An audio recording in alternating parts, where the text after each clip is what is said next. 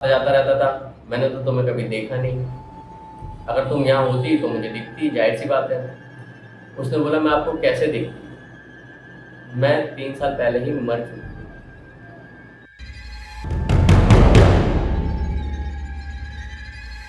हो सकता है जब हमारे सब्सक्राइबर ने हमें ये कहानी सुनाई थी ना, मेरे खुद के रोंगटे खड़े हुए थे कि भाई क्या ऐसा सच में हुआ था। मैंने बाकायदा उसे रिप्लाई दिया कि ऐसा हुआ था क्या हकीकत में? उसने बोला हाँ जी, ये बिल्कुल सच्ची घटना है और मेरे साथ घटी हुई है। तो चलो ज़्यादा टाइम वेस्ट ना करते हुए पढ़ते हैं हम अपनी कहानी की तरफ। तो दोस्तों ये कहानी है दिल्ली में रहने वाले रवि की, जो कि वसंत विहार में रहा करता था। दोस्तों रवि एक कामकाज करने वाला लड़का था। ऑफिस जाना, ऑफिस से घर आना। वो अकेला अपने घर में रहता था। उसके घर वाले यूपी साइड के थे, वो यूपी में रहते थे। वो अकेला दिल्ली में रहता था जॉब के लिए। उसके घर के सामने एक घर था। जैसे मान लो एक गली में एक घर इस तरफ है, एक घर उस तरफ है। तो उसके सामने घर में 2 हस्बैंड वाइफ रहते थे, डॉक्टर और उसकी वाइफ, जिनके कोई बच्चे नहीं थे। वो लोग आस पड़ोस के ही बच्चों से थोड़ा बहुत खेलना और थोड़ा रवि से अपना जो भी उस रवि का उनके घर पे आना जाना था। तो कुछ टाइम बीता, वो लोग कहीं चले गए। मतलब उनके जो डॉक्टर थे उनके घर वालों का गांव का कुछ पता नहीं था किसी को, यहाँ किस गांव से हैं या उनका कोई रिश्तेदार, ऐसा कुछ नहीं। वो लोग अपने घर से गए। ये लोगों को लगा कि 15-20 दिन में आ जाएंगे। वो लोग चले गए। रवि अपना डेली रूटीन में काम पे जाना, काम पे आना, ऐसा चलता रहा।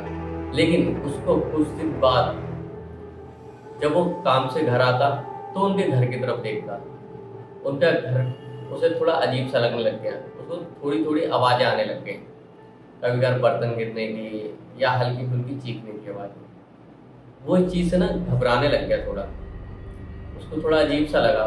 वो कह रहा था जब वो काम पे से आता था ना, तो लगभग वो 5 मिनट तक ना उनके घर के गेट की तरफ देखता था। उसे ऐसा लगता था ना कि कोई मुझे उस घर में बुला रहा है, जैसे उस घर में कुछ छुपी हुई चीज़ है जो दुनिया के सामने आना चाहती है। बट वो हिम्मत नहीं कर पाता था क्योंकि उस घर का ओनर थे नहीं। तो वो घर में कैसे जाता? उसने कभी चेक भी नहीं किया कि हाँ सही से लोग हैं या नहीं। बट वो जब भी काम से आता उस घर के गेट को लगभग 5 मिनट 7 मिनट खड़े होकर वो देखता रहता था। उसे बहुत नेगेटिव वाइब से आने लग गए। उसे लगा इसमें कुछ है जो मुझे बुला रहा है। बट उसने कभी ऐसा ट्राई नहीं किया। दिन ढलते गए, धीरे धीरे आवाज़ें बढ़ती गई। अब वो कभी काम से आए तो बर्तन गिरने की आवाज़ें आ रही हैं, कभी चीखने चिल्लाने की आवाज़ें आ रही हैं। इस चीज़ से वो घबराता और ज़्यादा, वो मतलब डर सा गया हुआ। उसका डर ना बढ़ने लग गया। अब उसकी रातों की नींद उड़ने लग गई। अब उसे रातों को नींद नहीं आती थी ये सोच सोच के क्या कि है क्या। अब समझ लो वो एक तो अकेला रहता था। उसके दिल में डर बैठ गया कि उस घर में से आवाज़ कैसे आ सकती है, या फिर ऐसा क्या है कि उस घर में चीखने चिल्लाने की आवाज़ आएगी, बर्तन गिरने की। आखिर कोई है ही नहीं तो उस घर में ऐसा हो गया। और मुझे उस गेट को ऐसा देख के लग क्यों रहा है कि मुझे उस घर के अंदर जाना चाहिए। लेकिन उसने ऐसा कुछ ट्राई नहीं किया। और दिन गुजरे। एक दिन जब वो ऑफिस से थोड़ा लेट नाइट घर आ रहा था ना, तो उसने उस घर की बालकनी पे देखा कि कोई लड़की है। और वो हैरान हो गया उस लड़की को देख के। उस लड़की के मुंह से खून निकल रहा था। उसके हाथ पूरे लाल हो रखे थे, मानो खून से उसको किसी ने इतना मारा हो ना कि उसके पूरे बदन पे खून लगा। हाथ तो बिल्कुल भरे हुए थे उसके खून से, और उसके मुंह से भी खून निकल रहा था। उसने 2 मिनट खड़े होकर देखा। लड़की ने पता नहीं उसको देखा या नहीं देखा, लड़की वहां से गायब हो गई। मतलब 2 मिनट के अंदर वो लड़की गायब हो गई। उसे दिखना बंद हो गई वो लड़की। अब वो बहुत ज़्यादा घबरा गया कि ये क्या है। और उस लड़की को उसने आज से पहले उस मोहल्ले में कभी नहीं देखा था। अब रवि के पैरों तले जमीन खिसक गई कि ये है क्या। उसे लगा एक बार के लिए मैं पुलिस केस करूं, लेकिन पुलिस सुनती क्या उसकी, क्योंकि उसे ही पता है सरकार या पुलिस इन सब चीज़ों पे बिलीव नहीं करती कि कोई भूत एंटिटी वगैरह, ये सब नहीं माना जाता केस में। तो उसने बहुत ही हिम्मत करी, और हिम्मत करने के बाद ना वो गेट के पास गया। वो काँप रहा था पूरी तरह से, और घर में से ना बर्तन गिरने की आवाज़ और तेज, और चिल्लाने की आवाज़, मतलब दोनों साउंड तेज आने लग गए और दिन के मुकाबले थोड़ा तेज आ रहे थे। अब उसने हल्का सा गेट मतलब हाथ लगाया उसने, तो देखा गेट खुला हुआ है। अब वो डर गया कि गेट तो खुला हुआ है, तो उसे ऐसा एक पल के लिए ऐसा भी लगा क्या पता कोई चोरी वगैरह का केस हो, या फिर कोई ऐसे घुस गया हो, कुछ हो रहा हो, क्या पता कोई भी आ सकता है, ऐसे गेट तो खुला ही हुआ था, या फिर किसी ने गेट तोड़ दिया होगा, कोई रह रहा होगा। तो उसने और गेट खोला, तो उसने देखा जमीन पे खून पड़ा हुआ है। अब उससे समझ में नहीं आ रहा वो करे तो करे क्या।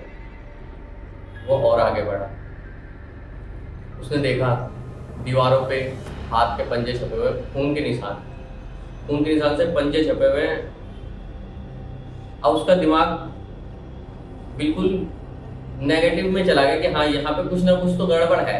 मतलब उसे लगने लग गया कि कुछ एंटिटी वगैरह ऐसे कुछ है। और थोड़ा बहुत उसका डाउट था कि क्या पता कोई चोर वगैरह का कोई सीन हो, या कोई गलत चीज हो रहा हो यहाँ पे, क्योंकि यहाँ कोई रह नहीं रहा अभी। तो काफी टाइम हो गया था, 1 महीने लगभग वो डॉक्टर और उसकी वाइफ नहीं आए थे। तो थोड़ा और आगे बढ़ा, उसने देखा ना कि जो खून के निशान है वो छत की तरफ जा रहे हैं, रूफ की तरफ जा रहे हैं। वो उसके पीछे जा गया, वो उसके पंजों के निशान के खून के जो पंजे छपे हुए थे वो उसके पीछे करते करते करते करते वो छत पे चला गया। उसने छत पे जाके जो देखा, उसके बाद वो कह रहा है, उसने बताया कि भाई मैं बता नहीं सकता कि आपको मेरी उस टाइम क्या हालत होगी। और आगे मतलब सुनने के बाद तो मेरे को भी लगा कि ऐसा हो सकता है, लेकिन ऐसा हुआ था। उसने देखा जो पानी की टंकी होती है ना, पानी की टंकी के पीछे से ना किसी की सिसकने की आवाज आ रही है। अब वो उसके पीछे गया तो उसने देखा एक लड़की बिल्कुल डरी सी, मतलब उसने दोनों हाथ अपने सर पे रख रखे हैं, खून में लथपथ है वो। उसने अपने दोनों हाथ से अपना चेहरा छुपा रखा है, सर के ऊपर हाथ रख रखा है और दोनों पैर मोड़ के बैठी हुई है। अब उसने किसी तरह हिम्मत करके उसके कंधे पे हाथ रखा। उसने बोला तुम कौन हो? लड़की ने बोला मैं एकता हूँ और मैं गोरखपुर की ही हूँ। तो बोला एकता मैंने तो तुम्हें आज तक नहीं देखा, तुम यहाँ पे कैसे क्या कर रही हो? और वो कह रही है मैं डॉक्टर के यहाँ पे जो फैमिली रहती थी वहाँ पे, डॉक्टर और उसकी वाइफ कह रही मैं इनके घर में काम करती थी। ये लोग मेरे को गाँव से लाए थे, मेरी फैमिली बहुत ज़्यादा गरीब थी, तो ये लोग मेरे को यहाँ लेके आ गए शहर में कि हम इसे पढ़ाएंगे लिखाएंगे, कुछ काबिल बनाएंगे, मतलब देखभाल करेंगे इसकी, क्योंकि हमारा कोई औलाद नहीं है, कोई लड़का लड़की नहीं है, तो हम इसको पढ़ाएंगे लिखाएंगे, अपने बच्चे की तरह प्यार करेंगे। बट वो मेरे को यहाँ पे लाने के बाद मेरे को मारते थे, मेरे को जले हुए चाकू से जला देते थे, मतलब गर्म चाकू करके मेरे बॉडी पे टच करते थे और मुझसे पूरे दिन काम करवाते थे घर का, कभी खाना देते थे कभी नहीं देते थे। उसने बोला फिर जो एंटिटी थी, जो आत्मा थी, जो भी था, उसने बोला तुम मत डरो, तुम मेरा एक काम कर, मतलब मेरी एक हेल्प कर दो। अब मरता क्या ना करता, उसने बोला क्या हेल्प चाहिए? उसने बोला कि गोरखपुर में मेरी फैमिली है, उस तक एक खबर पहुंचा दो कि मेरे साथ क्या हुआ है और मैं अब इस दुनिया में नहीं हूँ। इतना कहकर वो लड़की वहां से गायब हो गई। उस टाइम तक रवि ये मान लो डरा हुआ था, सहमा हुआ था, लेकिन उसकी हेल्थ से कोई दिक्कत नहीं हुई थी। उसको लगा अब ये केस, ये मामला जो है ये पुलिस तक जानी चाहिए। उसने तुरंत पुलिस को, पहले वो फ्लैट से बाहर निकला, घर से बाहर निकला, उस घर से उसने पुलिस को फोन किया, पुलिस को पूरा मामला बताया। पुलिस आई, उसने जांच पड़ताल की, तो उसको खून के धब्बे वगैरह बाकी थोड़ी लड़की की चीज़ें वगैरह मिली, जिससे ये साबित हो रहा था कि हाँ लड़की थी घर में। और वो लड़की 16 से 17 साल की होगी, बस जो सबूत मिले उससे इतना ही पता चला था कि लड़की 16 से 17 साल।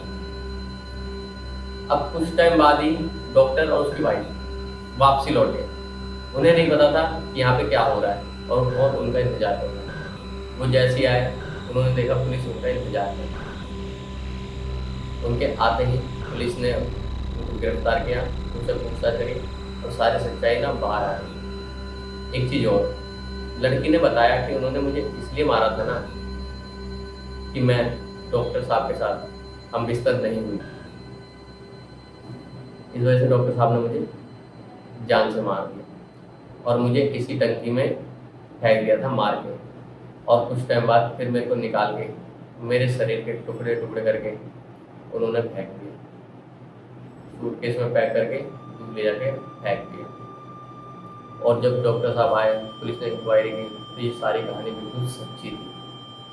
हालांकि ये तो सॉल्व हो गया, लेकिन कहते हैं अगर कोई एंटिटी आपको दिखती है और आपसे इस तरह की कुछ चीज़ होती है तो आपकी हेल्थ पे जरूर असर पड़ता है, और ऐसा रवि के साथ हुआ।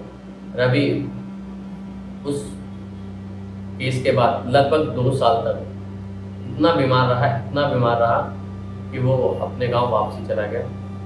वो दोबारा इस शहर में नहीं आया। 2 साल के बाद जब काफ़ी उसके घर वालों ने दवा वगैरह करवाई, पूजा पाठ वगैरह करवाया, तब जाके वो अपनी रियल ज़िंदगी में, रियल हेल्थ में वापसी आया।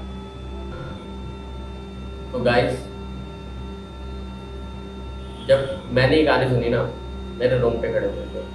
अब आप मुझे बताओ कि क्या ये कहानी सच्ची है या झूठी? मेरे हिसाब से तो सच्ची है। मुझे जो सब्सक्राइबर ने मेरे बताया, उसने बोला रियल इंसिडेंस है।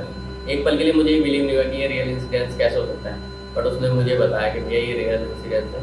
उसने कुछ मेरे को वहाँ के सामने वाले घर की फ़ोटो क्लिक वगैरह भेजी थी। जब वहाँ पे वो मतलब पुलिस वगैरह आई थी, उन्होंने थोड़ा जब छानबीन करी तो उस टाइम भी उसने कुछ फ़ोटो क्लिक करी थी, वो भी उसने मेरे को भेजी, जिससे मुझे लगा कि हाँ ये कहानी सच्ची है। और बाकी आपको पसंद आया हो तो चैनल को यार सब्सक्राइब कर देना, वीडियो को लाइक कर देना, और एक कमेंट करके बताना कि क्या डॉक्टर ने सही किया। और अगर आपके पास भी कोई ऐसी कहानी है तो हमें ज़रूर बताएं। मैं अपने इंस्टाग्राम का लिंक डिस्क्रिप्शन में दूंगा, आप मुझे वहाँ पे कहानी शेयर कर सकते हैं, मैं उसको पूरी दुनिया तक पहुँचाऊँगा। धन्यवाद, मिलते हैं अगली वीडियो में।